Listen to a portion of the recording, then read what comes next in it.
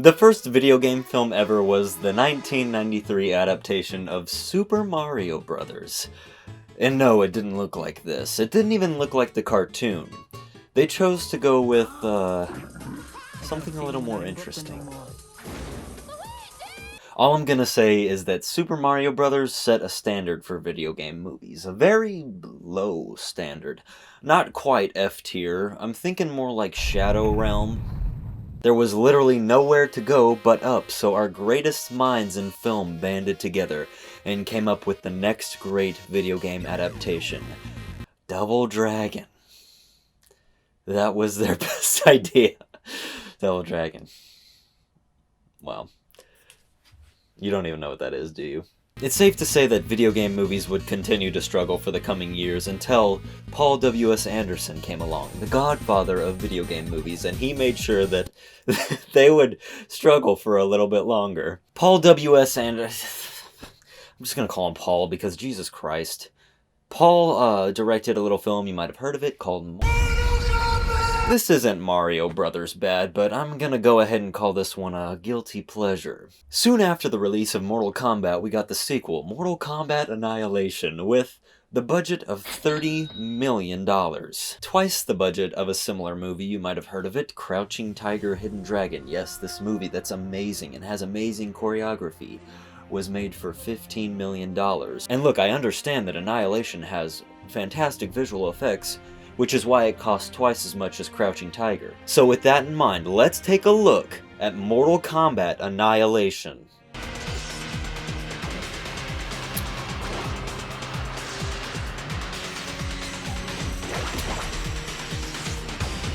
The enigma of video game movies is that they're just now, after 2 decades, are finally finding their footing. There are people out there like Coppola or Scorsese who still do not take superhero movies seriously, despite the fact that the genre has been pumping out bangers since '78 with the original Superman. We are looking at a genre that pumped out Mortal Kombat, Street Fighter, Mario Bros., Tomb Raider, Double Dragon. And after all of this, after this laundry list of just dogpile crap movies that haven't even come close to the certified fresh rating on Rotten Tomatoes, despite all of this, they keep trying. Why? And to be completely serious, I think that there are people out there, very good directors, very talented directors, that do see the potential in these properties like Street Fighter, like Tomb Raider, not so much Double Dragon, don't do it again. But the problem is that the focus is all over the place. Nobody knows how to make a good video game movie for some reason. To kind of wrap this all up, take Resident Evil, a series about scavenging bullets, hiding, walking through these creepy buildings as ominous sounds echo through the halls that are covered in blood. Just that true, slow burn, survival horror masterpiece stuff. Something that could very easily translate to a film. So, let's take a look at what the Resident Evil movies look like. Grab some gear. This is what I do.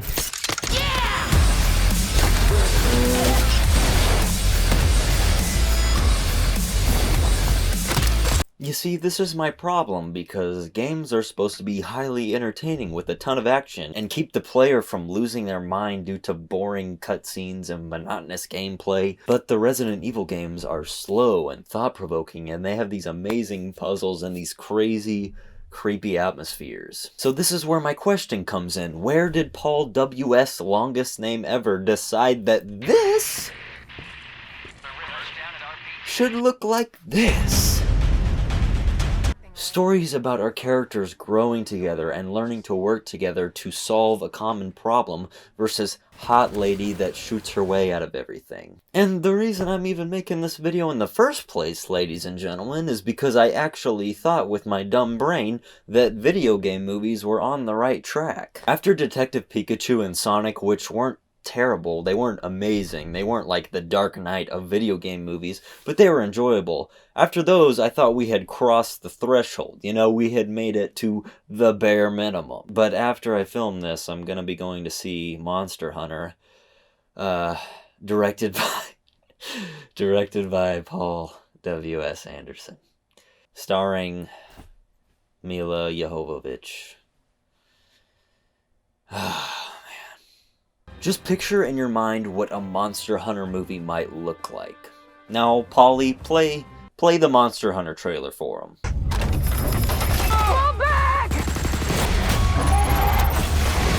Look, I'm not going to sit up here and proclaim myself to be the all-knowing of Monster Hunter lore. I'm pretty new to the series, but what I do know about Monster Hunter is that this series is like super anime with these giant swords, people befriending each other to take on bigger monsters with even bigger swords, cute little cat creature that follows you around everywhere and helps you out. It's like your little simp. This is, again, where my problem is. Why, in the name of a Monster Hunter's dick, does the Monster Hunter movie look like a Resident Evil? I think the one saving grace out of all of this isn't even a movie and is a TV show. And that's Castlevania. Which, holy crap, if you haven't seen Castlevania, please do yourself a favor. I've been waiting for the first Dark Knight of the video game adaptation genre, and this is honestly the closest thing that we have. But alas, there are a plethora of video games that have yet to be adapted. Why do we not have a Metroid movie in the same vein as Aliens? Why do we not have a Halo movie in the same vein as Aliens? Why do we not have a Resident Evil movie that's like Resident Evil? And why, of all things, do we not have a Legend of Zelda movie that's in the same spirit as The Lord of the Rings? Look, I know Miyamoto is saving me to direct that movie, but I am a little bit booked, so might have to get somebody else in there. I will say that I am very excited for the Metal Gear Solid adaptation. I love what the director has to say. Whenever I watch him talk about it, he's always talking about how he's going to make the movie accessible for the mainstream audience. Because if you don't know anything about Metal Gear Solid, it does sound like action, shooty Call of Duty. It is a very wacky story, a very convoluted story, and it could go in Super Mario Bros. Direction, but I have faith. I love the casting of Oscar Isaac, like seriously, I think he was my top choice to be cast as Solid Snake, but the question is, who's gonna play Liquid Snake? Guys, what is a video game movie that you want to see? What is your favorite video game movie out of the not-so-good ones that we have? And no, Blake, Wreck-It Ralph is not a video game movie. Blake's always got something to say in those comments, I swear. Anyways, guys, that'll do it for me. I'm gonna go see Monster Hunter now. And we'll see what happens, so, you know. Peace.